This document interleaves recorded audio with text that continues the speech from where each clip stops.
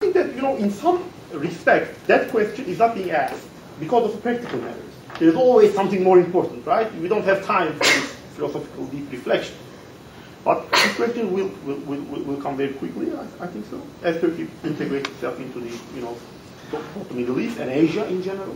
And I think that there is no return from that. I don't think that the Asian economies will, stop prospering.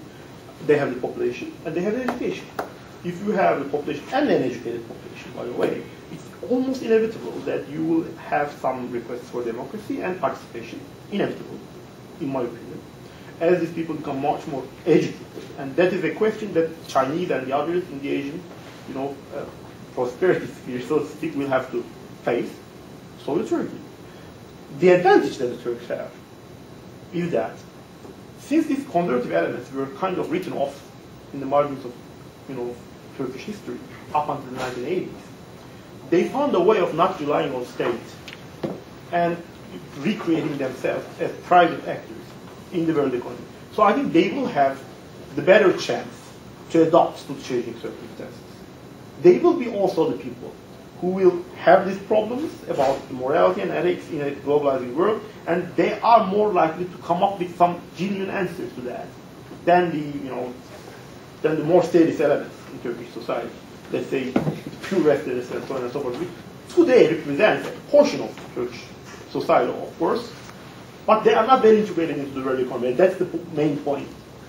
So you have a basic faith that the image I get is these people withdrew into their personal piety, but exactly. Now they've come back out into the world stage. Exactly. And you have a certain amount of faith that they can carry what they've gained from their inner value and yes. actually bring that value out into the world. Yes, of course they will negotiate this, among themselves. It's not an easy process, but they have the means of doing that. They have the means of doing that in their history. Okay. When I talk about Sheikh Ahmed Hilmi, for example, which is one of the main, philosophical responses given in Turkey in the late 19th century, 20th century, we are talking about the serious thinker. We are talking about serious philosophical thinker who understood that something big was happening in the Western sphere regarding the changes in thermodynamics and the Einstein and so on and so forth. He was one of the, I would say, very few thinkers in Turkey who truly understood what that meant. What this, change, gradual shift from the materialist side of 19th century type of Newtonian, kind of understanding to a much more fluid word meant. And he seriously thought about the repercussions. What does that mean for morality and so on and so forth? He has some answers. I don't think that his answers are, perfect answers or they will be adopted directly. But in their history, they at least had the experience of thinking about that. This is very important. For the other group that I already mentioned, there's no question, because whatever the West is, it is already the apex of civilization, right? It has all the answers. It has all the answers. What you all need to do there is just adopt it, right? That's not a healthy attitude. Because West doesn't have all the answers. I mean, nobody has all the answers. That is not a quite fertile thing. In a sense, you are basically cutting your own growth. But not the answers of meaning. Of course. The answers of material, but not necessarily of meaning. Exactly what I mean. Exactly what I mean. And the questions that the world society, and also the Turks, as well as others, will face, I think is a new society. It's a new society. The consequence of globalization is not well understood. I don't think so. What will be the meaning of local culture in this globalized society? That's a serious question, right? That's the question that the Turks today kind of tend to, I would say, skip. Well, there are always other things that we have to have more factories and more trade and connections and so on and so forth, less visas and so on. These are also important things, but there are facets of a larger reality, and the larger reality comes up with a package, right? So that's the answer to that. I mean, I don't think that I gave you a complete answer, but I don't think that there is a complete answer. No, just the dialogue itself. Yeah. Thank you. Sure. Kadir, when you talked about Bernard Lewis's paradigm and it should be put in the garbage, Yes.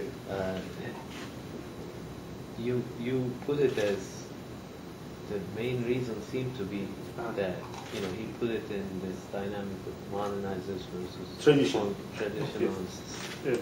I think one of the more important aspect of that book is that it's not just modernity versus conservatism, but elites versus non-elites. How do you think that has really changed from the people you're mentioning, the conservatives? They might be on the sidelines, etc., but they did represent some sort of intellectual elite. And then you mentioned that today those perspectives are being appropriated by the society, and they're being read widely. So what could that tell us in terms of elite versus non-elite dynamic today in Turkey, looking back? In quite stark and simplistic terms, okay, I don't want to emphasize that, but I think if I should give you an answer in 2 sentences, the old elite is fading, and the new elite is in the formation. It doesn't mean that there is now a new elite. I don't think so. However, the old elite, the old guard of the early republic, has lost their positions because of social and economic changes in Turkish society. That's clear. Whether there is now a new elite to replace that, it's a matter of contention. I don't think that, we can talk about definitely a new elite being formed right now, but it is in the process of formation. I think in 20, 30 years or so, that will be the new question about Turkish history, okay? So what does this new elite represent, right?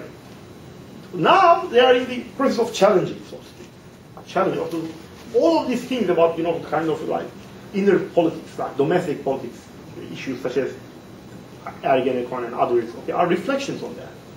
So it's my sense that definitely there is a contention between the old guard and the new elite, who are much more eager to replace them. But whether they are ready to do that at the moment, that is not clear.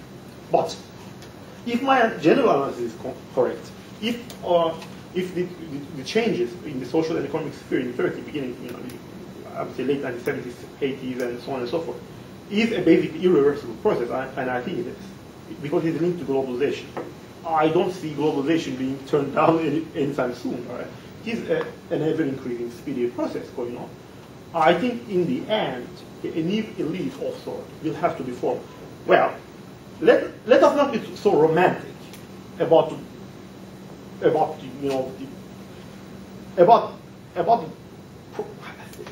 democratic potential of Turkey. It is there, but it doesn't mean that it will necessarily be implemented.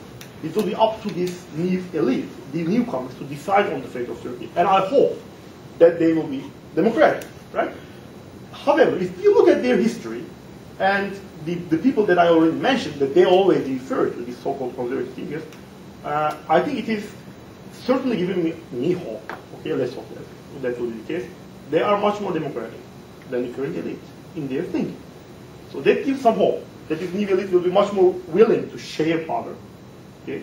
And there will be a less of a distinction between the elite and the rest of the population, so that the rest of the population will be much more a fluid society. Okay?